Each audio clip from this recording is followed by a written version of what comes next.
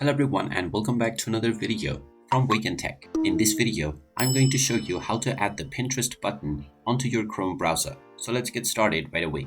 First of all, open up the Chrome browser on your device, or you can also use any other browser of your choosing, which supports extensions. You can then click on Chrome Web Store from the home page, or go into chromewebstore.google.com by using the address bar.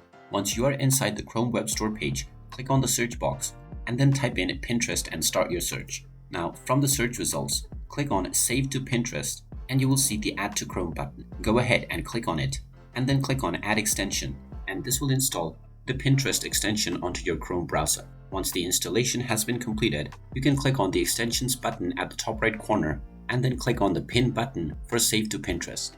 This will now activate the Pinterest button on your web browser within the top right corner at all times. And whenever you are browsing on your Chrome browser, you can click on this button to save any image or idea onto your Pinterest account. And there you have it. That is how easy it is to add the Pinterest button onto your Chrome browser.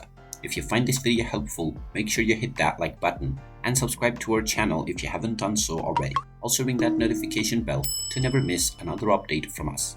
Thank you for watching, and I will see you again in the next video.